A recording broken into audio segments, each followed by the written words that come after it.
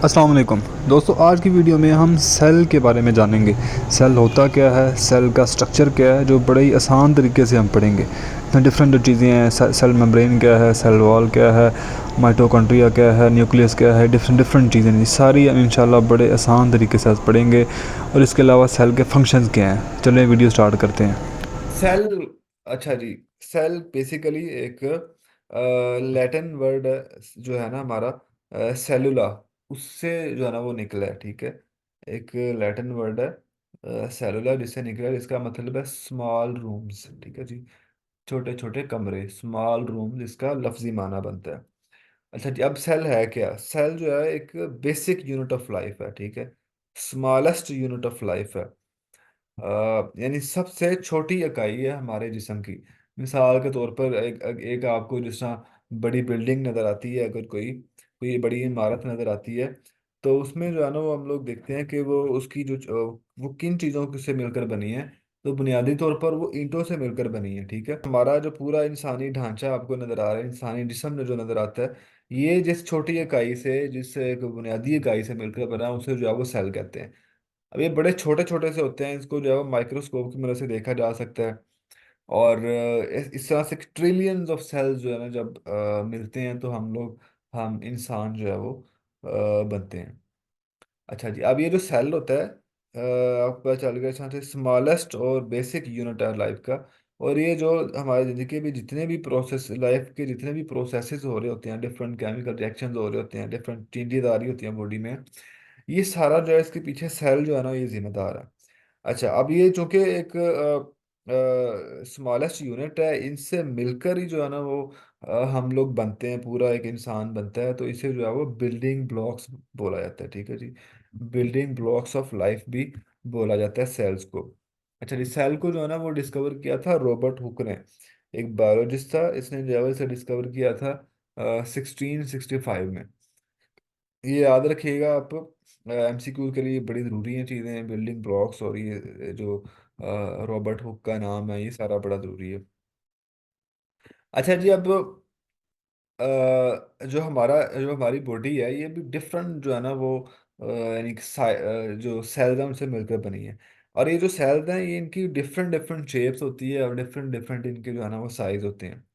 अगर हम देखें तो ये जो है ना वो हमारा ये स्पर्म सेल है, इसकी इस तरह से जो है ना इसकी शेप है, साइज है। ये एग सेल है, इसकी इस तरह से जो है ना वो शेप साइज है। इसी तरह ये जो है हमारे बालों के जो है ना वो सेल है, इनकी इस तरह से शेप है। फिर ये नर्व सेल्स हैं, मसल सेल्स हैं, रेड रेड ब्लड सेल्स हैं। तो इस तरह से हर जो सेल है उसकी एक अपनी शेप है, उसका एक अपना जो है ना वो साइज है। अच्छा जी, आगे हम देखें तो all organisms are made up of cells. तमाम जितने भी जानदार हैं, ये मुख्तलिफ जो है ना वो सेल से मिलकर बने हैं। अच्छा, ये जो अब छोटे छोटे से जो जानदार है, जो हम सिर्फ माइक्रोस्कोप की मदद से देख सकते हैं, अपनी आंखों से नहीं देख सकते, जिसमें बड़ी में सब मिसाल जो है वो बैक्टीरिया की आ जाती है। ये यूनिसेलुलर हैं, इसमें एक सेल होता है सिर्फ, यानी सिंगल सेल से मिलकर बने होते हैं ये नहीं जो है वो यूनिसेलुलर बोला जाता है ऐसे ऑर्गेनिज्म को। उसके बरक्स जो हम लोग हैं, ह्यूमंस हैं, एनिमल्स हैं, इवन ट्रीज हैं, ठीक है, ये जो सारे हैं, ये मुख्तलिफ यानी काफ़ी जो ज़्यादा यानी कि जो सेल्स हैं उनसे मिलकर बने होते हैं। हम ये मल्टी सेलुलर होते हैं हम लोग। ठीक हो गया, ये बात याद रखिएगा, पेपर में अगर आए कभी, कि जो बैक्टीरिया वगैरह हैं, ये यूनिसेलुलर है, और हम जो इंसान हैं, जानवर हैं, हम लोग जो हैं ये मल्टी सेलुलर हैं।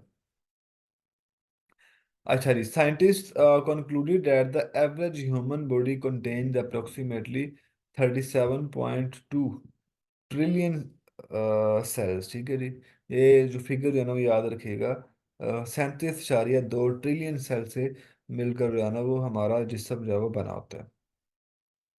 ये अगर हम एक पिक्चर देखें तो इसमें जो है ना वो हमें चीज़ें को पता चल रहा होगा। इस अभी इसको हम बारी बारी सारों को डिस्कस भी करेंगे क्या क्या है। सेल के स्ट्रक्चर के बारे में हम लोग जो है ना वो देख रहे थे। तो जो सेल का जो स्ट्रक्चर है, ये बेसिकली सेल मेम्ब्रेन से, साइटोप्लाज्म से, न्यूक्लियस से जो है ना ये मिलकर बनता है। अच्छा, इसके अलावा जो है वो सेल वॉल के बारे में डिस्कस किया हुआ है, और सेल ऑर्गेनेल्स के बारे में बात डिस्कस की हुई है। सेल वॉल जो है ये जो प्लांट सेल्स है ना उनमें पाई जाती है सेल वॉल, ठीक हो गया।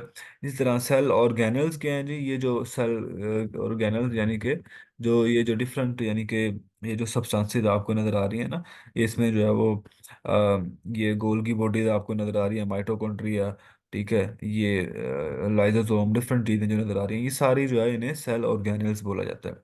अच्छा जी, अगर हम इसको देखें साइटोप्लाज्म सॉरी सेल मेम्ब्रेन को और सेल वॉल को, तो इस सेल में अगर हम देखें तो ये जो सबसे जो आउटर लेयर है, सबसे जो आउटर लेयर है, इसे सेल वॉल बोलते हैं। और जो इससे इंटरनल है, ये वाली जो वॉल नज़र आ रही है, इसको सेल मेम्ब्रेन बोलते हैं। लेकिन जो सेल वॉल है ये प्लांट सेल में जो है ना पाई जाती है, ये याद रखिएगा। ये भी सवाल आया हुआ मेरा ख्याल है, जहाँ तक पीपीएससी में पास पेपर में ये भी सवाल पूछा गया हुआ आई थिंक।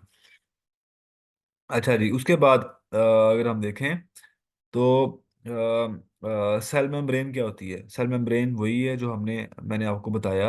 सेल मेम्ब्रेन को जो है वो आउटर कवरिंग होती है ये सेल की, इसे प्लाज्मा मेम्ब्रेन में भी बोला जाता है। और इसमें इसी के जरिए जो चीज़ों का आना जाना, मटेरियल का आना जाना है सेल के अंदर और बाहर, वो यहीं से ही होता है।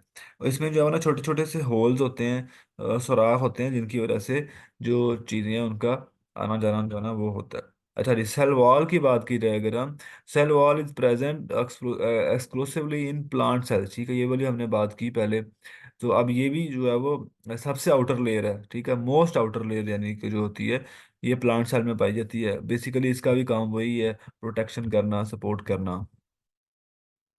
साइटोप्लाज्म क्या है जी? साइटोप्लाज्म जो एक जेलीनुमा मादा होता है अंदर सेल के, ठीक हो गया, इसे जो है वो साइटोप्लाज्म बोला जाता है।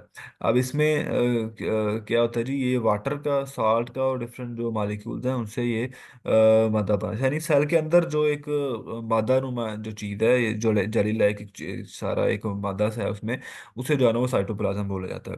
जितने भी केमिकल रिएक्शंस होते हैं वो यहाँ पर हो रहे होते हैं। अच्छा जी, उसके बाद सेल ऑर्गेनल्स क्या चीज़ है? सेल ऑर्गेनल में डिफरेंट चीज़ें जो मैंने आपको बताई वो सारी, उसमें जो है वो माइटोकॉन्ड्रिया पड़े हुए हैं, राइबोसोम्स वगैरह पड़े हुए हैं, ये सारी जो डिफरेंट और चीज़ें हैं, ये सारे जो है ना इन्हें सेल ऑर्गेनल्स बोला जाता है।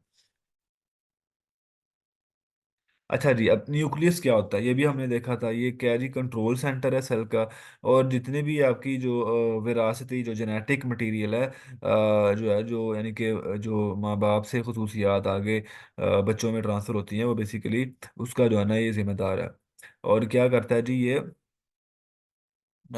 It send signal to the cells to grow, mature, divide and die, ठीक हो गया।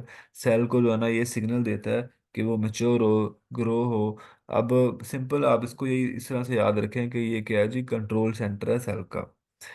अच्छा जी, सेल ऑर्गेनल्स ये हमने पढ़ लिया, बार बार वही चीज़ें आ रही हैं। अभी जो है वो हम लोग थोड़ा सा और ज़्यादा इसको ज़रा डेप्थ में देखेंगे। एमसीक्यूज पॉइंट ऑफ व्यू से देखने की कोशिश कीजिएगा इसको, अगर कोई चीज़ आती है तो ज़्यादा से ज़्यादा चीज़ें कवर हो सके हमारी।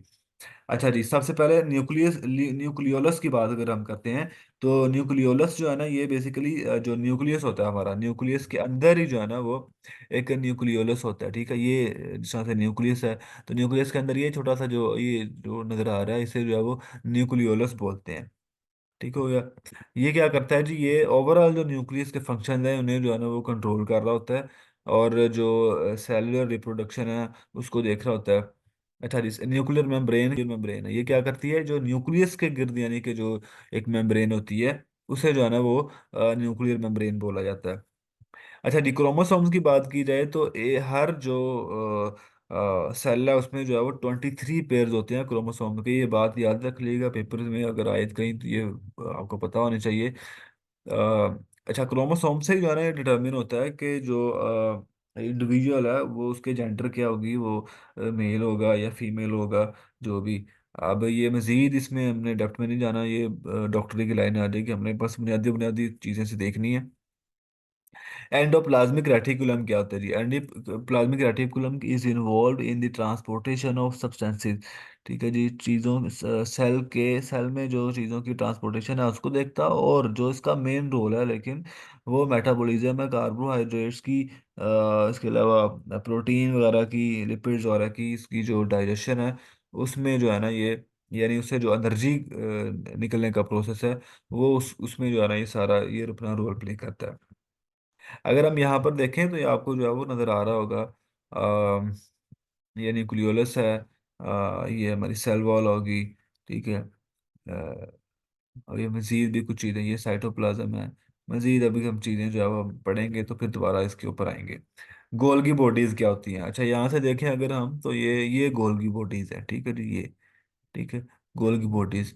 ये अच्छा याद रखिएगा, इन्हें जो है वो सेल का पोस्ट ऑफिस बोला जाता है। ट्रांसपोर्टेशन का जो मटेरियल का, यानी विद इन द सेल जो ट्रांसपोर्टेशन है मटेरियल की, वो इनकी जरिए होती है, गोल्गी बॉडीज के जरिए होती है। इन्हें सेल का पोस्ट ऑफिस बोला जाता है। ये इस तरह के सवाल जो है ना वो एमसीक्यूज में आ सकते हैं आपको। अच्छा जी, उसके बाद राइबोसोम्स यानी प्रोटीन सिंथेसिस करती हैं। माइटोकॉन्ड्रिया ये बात याद रखिएगा जरा, ये powerhouse of the cell जो है ना वो बोला जाता है माइटोकॉन्ड्रिया को। पावर हाउस जो है ना वो सेल का बोला जाता है। और यहाँ से ही बेसिकली जो है वो हमारी जो है वो एटीपी रिलीज होती है। एटीपी क्या एनर्जी करेंसी है, ठीक है। एटीपी क्या है? एनर्जी करेंसी है। जो हमें एनर्जी मिलती है, बेसिकली सेल जो एनर्जी यूज करता है, सारा जो हमारी बॉडी एनर्जी यूज करती है, वो एटीपी के फॉर्म में यूज करती है। और वो यहीं पर ही जो है ना एटीपीज बनते हैं, माइटोकॉन्ड्रिया। अच्छा जी, लाइजोसोम्स क्या होते हैं? लाइजोसोम्स इन्हें जो है वो सुसाइड बैग्स भी बोला जाता है। बेसिकली क्या होता है, इनमें जो है वो हाइड्रोलाइटिक एंजाइम्स होते हैं जो कि एक क्या करते हैं, जो हमारे जो फॉरेन बॉडीज हैं, जो अनवांटेड मॉलिक्यूल्स हैं, उन्हें जो है ना ये ख़त्म करते हैं, डाइजेस्ट या डिस्ट्रॉय करते हैं, ठीक है। When released into the cytoplasm these enzymes can digest.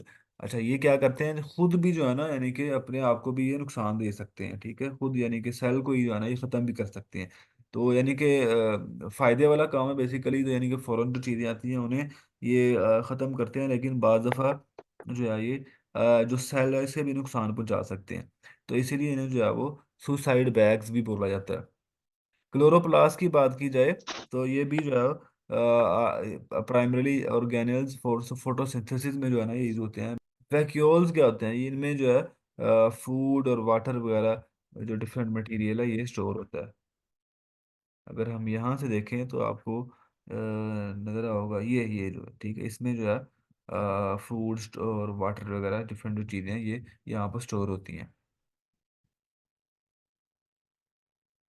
अच्छा जी, सेल के फंक्शन के बारे में बात की जाए तो आपको आइडिया हो ही गया होगा बहुत सी चीज़ों का। अब उन्हें एक हमें रिवाइज करके ही समझ लें कि इसके फंक्शन के बारे में देखेंगे, इसके काम क्या क्या हैं। क्या क्या है जी काम इसका? Provide support and structure all the organisms are made up of cells, ठीक है जी। सबसे पहले तो क्या है कि एक इंसानी जो जिस्म है या कोई भी चाहे वो जानवर है, चाहे वो बैक्टीरिया या प्लांट है, सारे जो है उनका जो बेसिक यूनिट है वो सेल है, वो इसी से मिलकर बने होते हैं। तो वो जो है एक बुनियादी इकाई है ज़िंदगी की। और जो डिफरेंट हमारे अज़ा हैं वो डिफरेंट सेल से मिलकर बने होते हैं, ठीक है। जैसे यहाँ पे एग्जांपल दी हुई है, skin is made up of large number of cells, ठीक है जी। इसी तरह मसल्स के सेल्स अलग होते हैं, ठीक है। और जो हमारे डिफरेंट जो बोन के सेल्स अलग होते हैं, वो कौन कौन से होते हैं वो भी हम आगे जो है वो आज देखेंगे। अच्छा जी, और क्या होता है जी, ये रिप्रोडक्शन में जो है ना ये हेल्प करता है, ठीक है जी। Cell aids in reproduction through through different processes. Reproduction क्या है? जो आगे जो नस्ल बढ़ती है इंसानों की, उसमें जो है ना ये जो अपना हेल्प करते हैं, उसको सपोर्ट करते हैं। अच्छा जी, चीज़ों की जो ट्रांसपोर्टेशन है न्यूट्रिएंट्स की, वो भी जो है वो यहीं पर होती है। फिर इसके अलावा एनर्जी प्रोडक्शन जो है वो हमने देखा कि एटीपी जो रिलीज होता है माइटोकॉन्ड्रिया में, तो एनर्जी भी जो है ना वो बेसिकली यहीं से ही प्रोड्यूस होती है, जिससे जो है हम लोग फिर डिफरेंट जो है रोज़मर्रा की एक्टिविटीज़ हैं वो सर अंजाम देते हैं। फिर जो है ये क्या करता है जी, ग्रोथ में भी जो है ना वो मदद करता है। फिर मेटाबॉलिज्म में, खुराक की जो मेटाबॉलिज्म है उसमें भी जो है ना ये हेल्प करता है, जो कि डिफरेंट जो केमिकल रिएक्शन हो रहे होते हैं वो उसमें इन्हीं का रोल होता है। दोस्तों अपनी नेक्स्ट वीडियो में हम सेल के डिफरेंट टाइप्स के बारे में बात करेंगे, यानी बोन सेल क्या होते हैं, ब्लड सेल्स क्या होते हैं जिसमें white blood cells, red blood cells आ जाते हैं। इसके अलावा नर्व सेल्स, सेक्स सेल्स, ये सारे सेल्स के बारे में इंशाल्लाह हम बात करेंगे। ओके, अल्लाह हाफिज़।